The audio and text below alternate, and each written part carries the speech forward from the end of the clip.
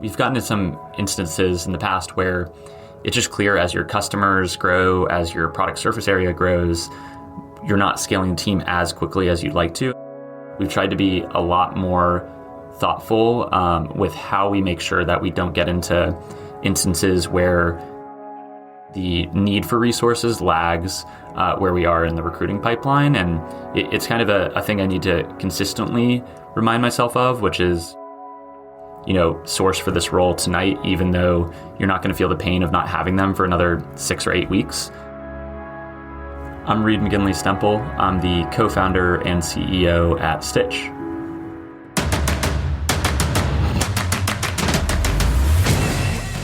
This is Code Story, the podcast bringing you interviews with tech visionaries who share in the critical moments of what it takes to change an industry and build and lead a team that has your back.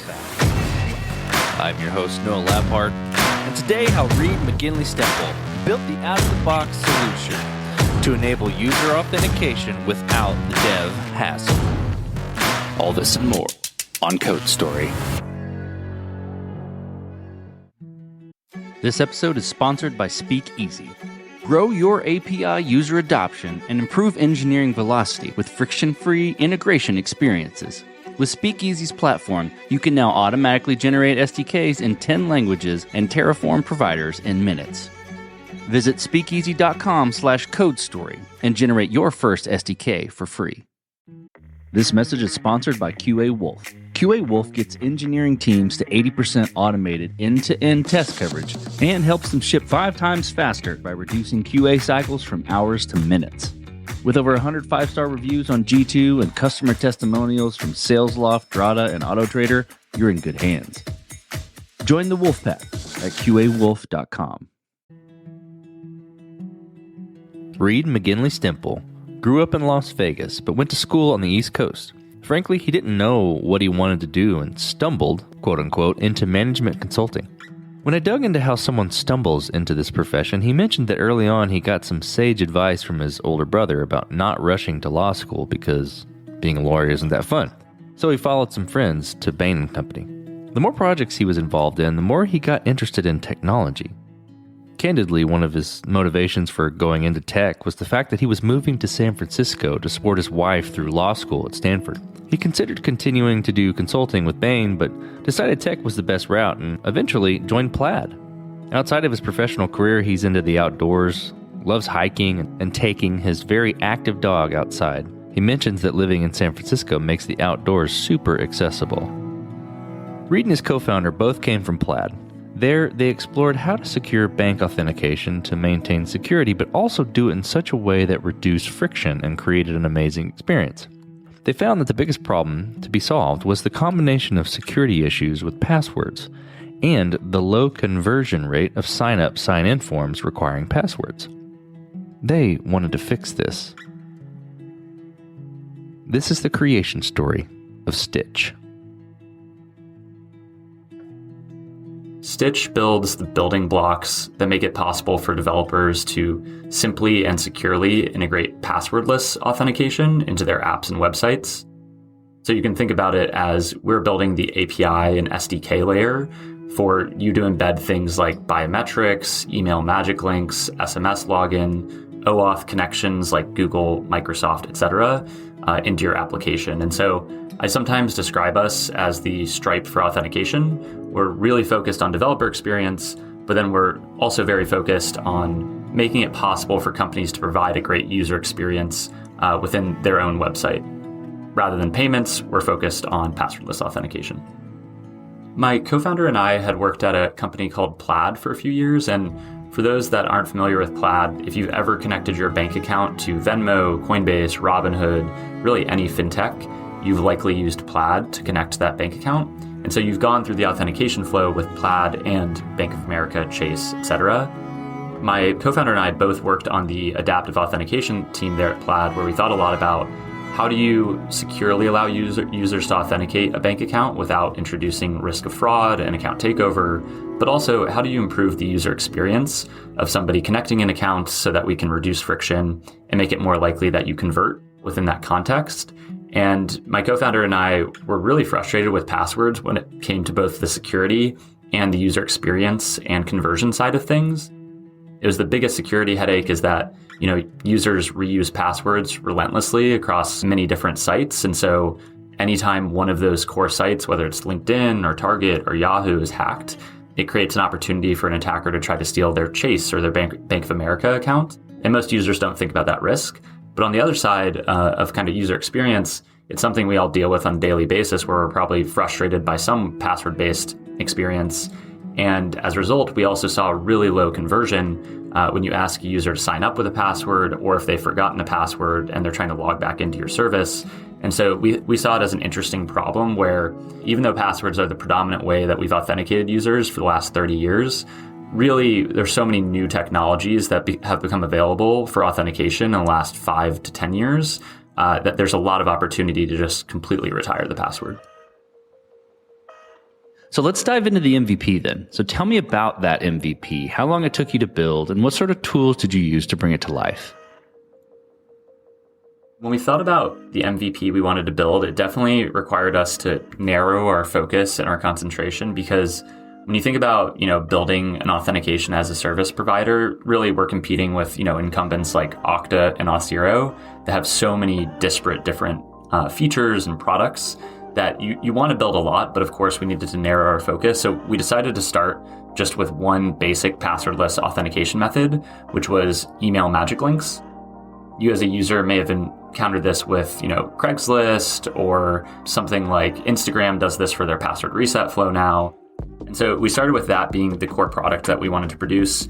And we started with just an API integration layer for it. So you own the UI and UX. You just use us to trigger magic links, authenticate them. We weren't handling at that time any of the front end around kind of, what this would look like to an end user. That's obviously changed. So we started pretty narrow. And then a lot of the work that we did on the MVP was knowing that we are a company that you're trusting a lot of security and reliability with because we're the front door to your application.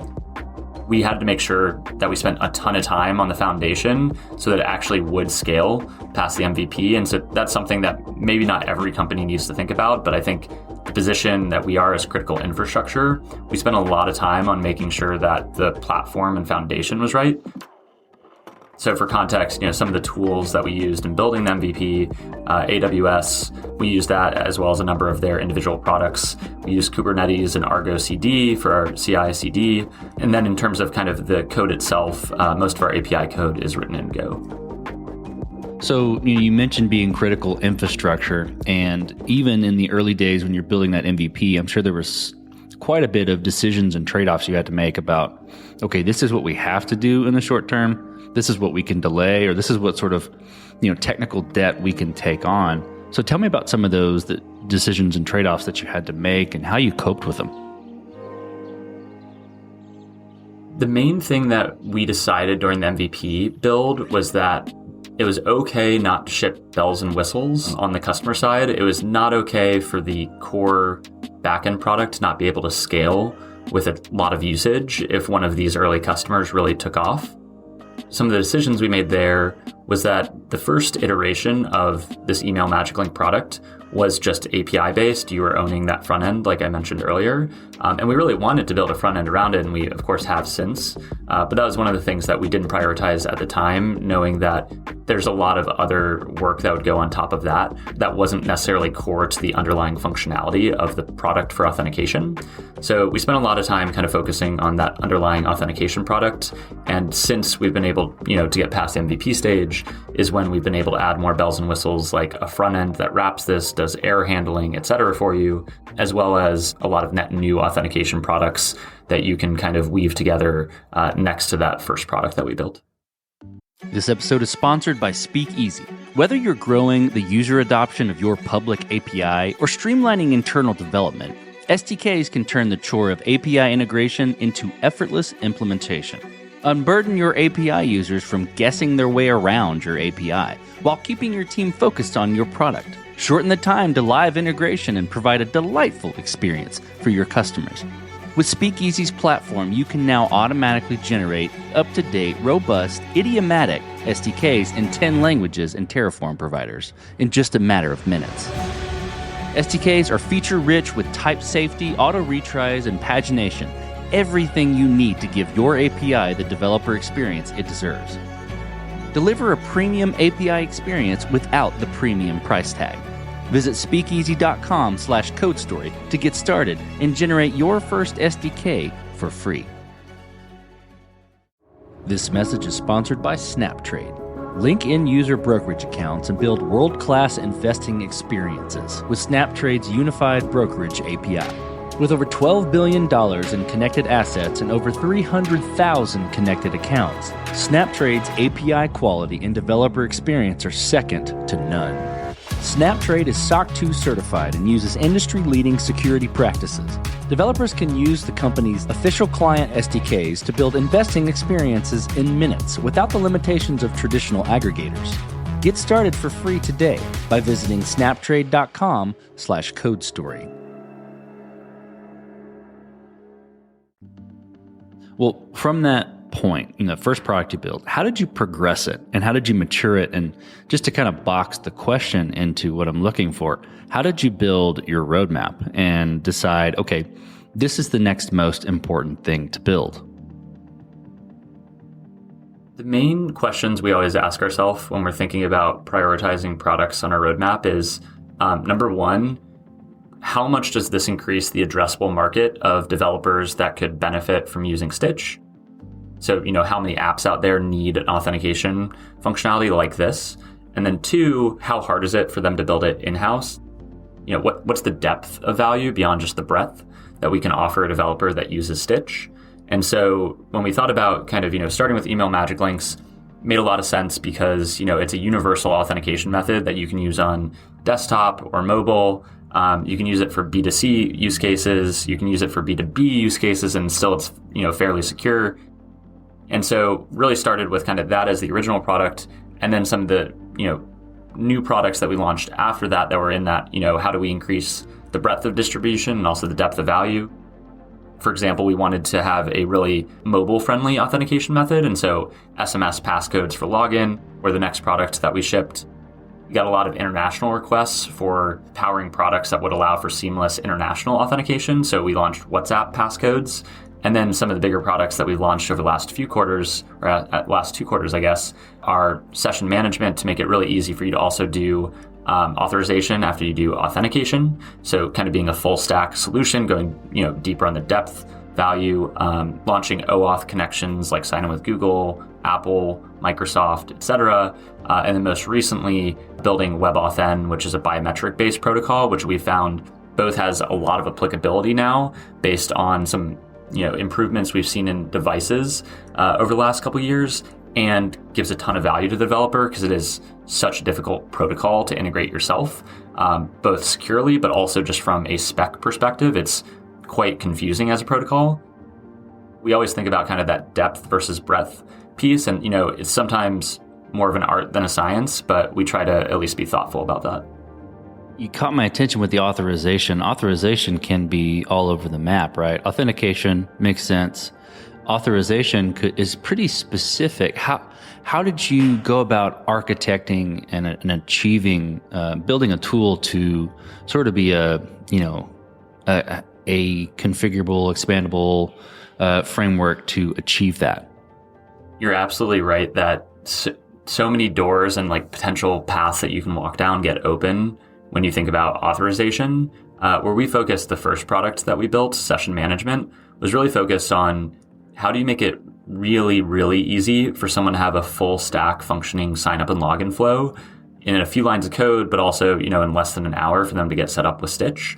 And so the first product with session management is just making it possible after you authenticate a user to allow fine-grained session management of that user. And so some of the things we built in there were making it really easy for you to connect the authentication component to the session management, but then also managing that session in a really fine-grained manner. You can revoke it whenever you want. You can add additional authentication factors to it from a 2FA perspective.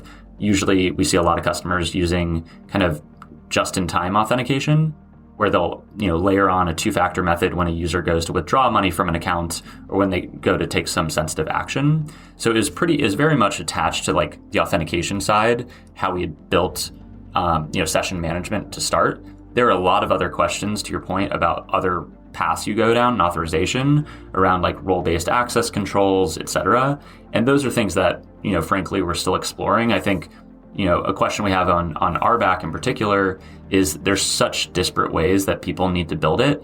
Is there actually a compelling platform way that you can build it? And I don't think we have the answer there. Actually, we get so many different kind of perspectives on it that's something we're still thinking about. So we've definitely, with authorization, it's very closely tied to authentication because we're focused more on the session piece today, but we'll consider moving into a deeper part of that stack in the future. How did you go about building your team? And what did you look for in those people to indicate that they were the winning horses to join you?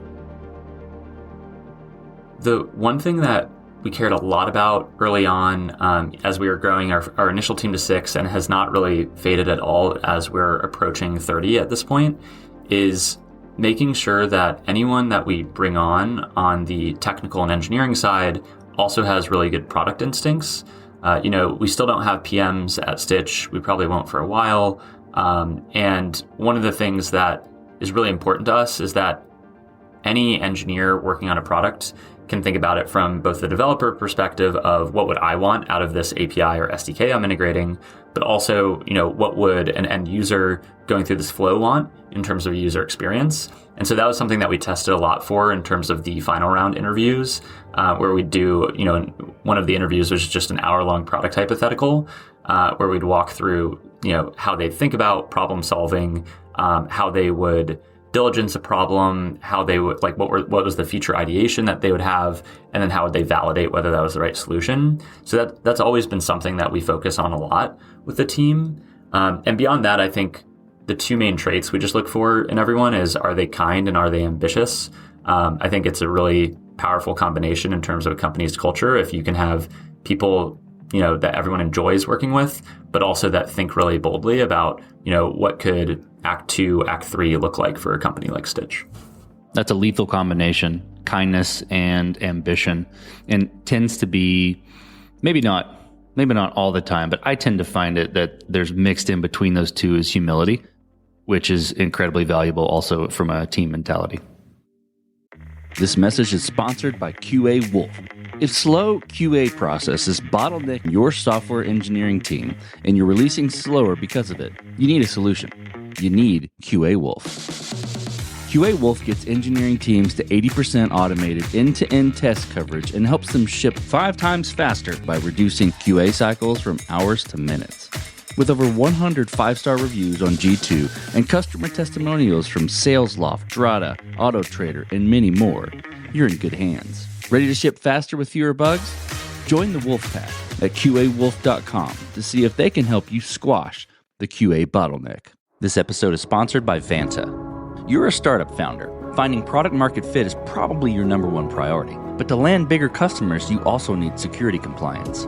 And obtaining your SOC 2 or ISO 27001 certification can open those big doors. But they take time and energy pulling you away from building and shipping. And that's where Vanta comes in. Vanta is the all-in-one compliance solution helping startups like yours get audit ready and build a strong security foundation quickly and painlessly. How, you ask? Vanta automates the manual security tasks that slow you down, helping you streamline your audit. And the platform connects you with trusted vCISOs to build your program, auditors to get you through audits quickly, and a marketplace for essentials like pen testing. Join over 8,000 companies, including many Y Combinator and Techstars startups who trust Vanta. Simplify compliance and get $1,000 off at vanta.com/codestory. That's VANTA.com/codestory. This message is sponsored by SnapTrade. Link in-user brokerage accounts and build world-class investing experiences with SnapTrade's unified brokerage API. With over $12 billion in connected assets and over 300,000 connected accounts, SnapTrade's API quality and developer experience are second to none. SnapTrade is SOC 2 certified and uses industry-leading security practices. Developers can use the company's official client SDKs to build investing experiences in minutes without the limitations of traditional aggregators. Get started for free today by visiting snaptrade.com/codestory.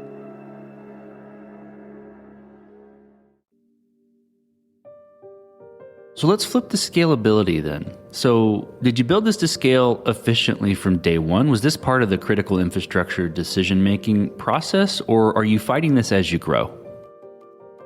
We definitely built it to scale efficiently from the beginning. And I kind of think back to one of the terms that our board members uses, which is go slow to go fast.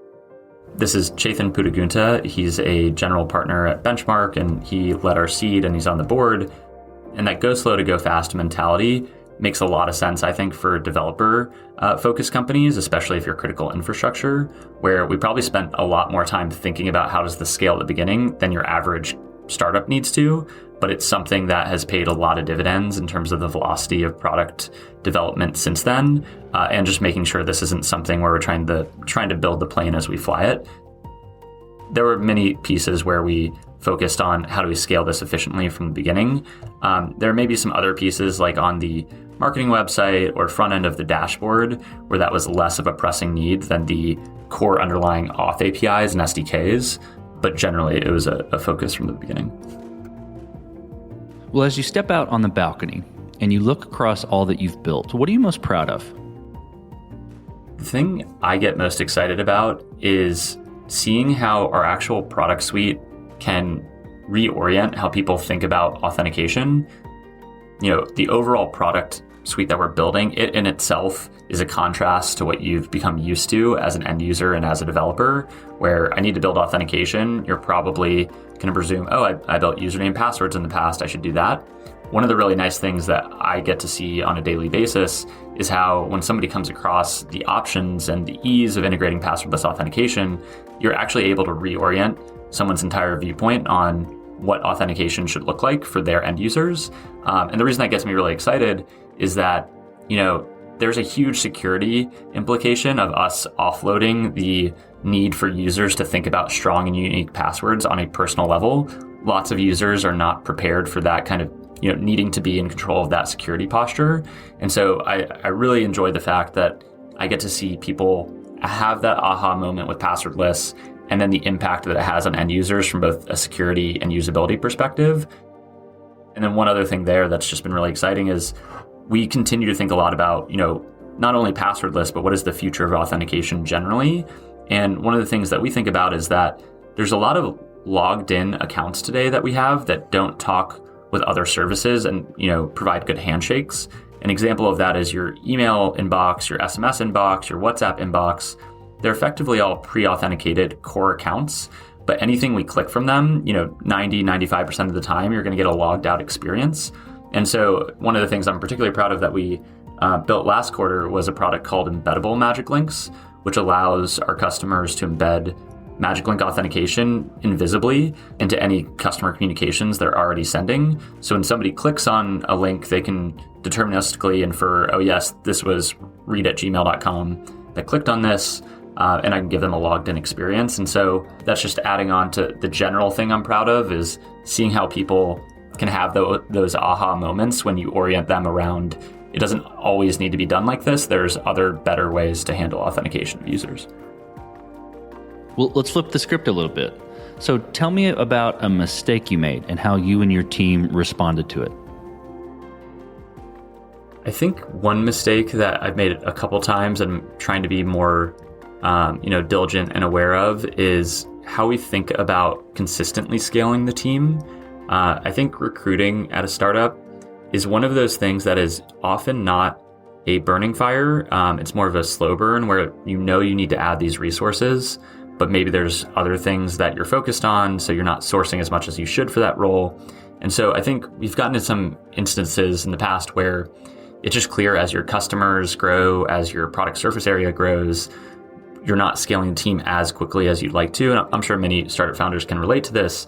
But I think it's one of the things that we're trying to be a lot more diligent about right now, my co-founder and I, is, as we look at, we've already done 2022 headcount planning, as we look at that and think about kind of the choke points that would make it hard for us to get there, like do we have enough recruiters on the team in order to make sure we can hit those numbers? We've tried to be a lot more thoughtful with how we make sure that we don't get into instances where the need for resources lags where we are in the recruiting pipeline. And it's kind of a thing I need to consistently remind myself of, which is, source for this role tonight, even though you're not going to feel the pain of not having them for another 6 or 8 weeks. And so that's one of the mistakes that definitely trying to improve going forward. So what does the future look like for Stytch, the product, and for your team? Today, many of our products are used for consumer authentication. So you're building an app or a website that a consumer interacts with. How do you give them a passwordless experience? We have a small subset of B2B applications as well using us, but you kind of get into different needs there as well with things like SSO, et cetera. And then one piece that we haven't really touched much is kind of workforce internal authentication, where, Okta is maybe more popular today. And so, one of the things that we're focused on is not just being a consumer authentication company. It was kind of the wedge into the market, but we think there's a lot of broken and frustrating parts of authentication across external authentication for consumers in B2B and internal authentication for workforce and employees. And that's one of the main things that we're focused on, is kind of extending the platform so that you can meet all of those different use cases and needs. And for the team to do that obviously does require us to grow into more product-based teams than we are today. Today, we're roughly 30 people. You have a backend team, you have a product engineering team that doesn't really scale as you get new domains of authentication, and maybe different, trade-offs that you're making with different products. And so that's one of the things as we scale the team that we're thinking about, is kind of more product-based teams that can own certain areas of authentication. With the mobile biometrics I see on your website, that's coming soon, is there a timeline associated with mobile biometrics? Because that's very interesting to me. Yeah, so mobile biometrics, at least native mobile biometrics, will be available next quarter, Q1 of 2022. And the thing that will be available before then, actually in a week or two, right now we're talking on November 2nd, the thing that will be available next week, I believe, is our WebAuthn product, which actually has some mobile biometric aspects to it. But WebAuthn, the difference between that and native mobile biometrics is that we've become very familiar with kind of Face ID within a native application, right? So if I've downloaded this iOS app or this Android app, I can use the built-in OS biometrics in order to authenticate. One of the things that has not been possible up until the last couple of years is how do I actually do biometrics on web-based applications, so mobile web or desktop web? And that's what the WebAuthn protocol outlines, is how can you actually use the OS biometrics, or also hardware keys are also supported by this protocol. How can you use that to provide biometric authentication across web and native? And so that's a really exciting development for us. That's actually we're releasing in mid-November. And native mobile biometrics, kind of using just the Face ID within a native application, will be coming next quarter in Q1 2022. Well, let's switch to you, Reed. Who influences the way that you work? Name a CEO, a CTO, an architect, really any person that you look up to, and why? The co-founders at Cloudflare, even though I don't know them particularly well, I've met them only a couple times, Matthew Prince and Michelle Zatlin. They've been big inspirations for me just because I believe Cloudflare is one of those companies that's done an amazing job executing on their core product, but has also done a really impressive job at continuing to innovate in terms of new product areas. And the execution over there just from afar has blown me away. And from what I've heard about the culture, it's also a great place to work. And so they're often a company that I follow closely. Fortunately, Matthew Prince is actually an angel investor in Stytch, so I do get to kind of email him with questions occasionally when I have them. I try not to bug him too much, but overall, they're definitely role models of a sort that my co-founder and I look up to based on how they've run Cloudflare and the success they've had there. Well, we talked about a mistake, but a little bit different spin. If you could go back to the beginning, what would you do differently, or where would you consider taking a different approach? I think one of the things we would think about I had mentioned that we started just API first in terms of our products. And then we, shortly thereafter that MVP, we did provide a customizable front-end SDK so that you could have a front-end wrapper on things like email magic links, SMS, OAuth, etc. I think the front-end SDK is really important. It's critical for a lot of use cases. But I think I was actually listening to one of your previous podcasts with the Launch Darkly co-founder who had mentioned maybe delaying, when they would have built their SDK.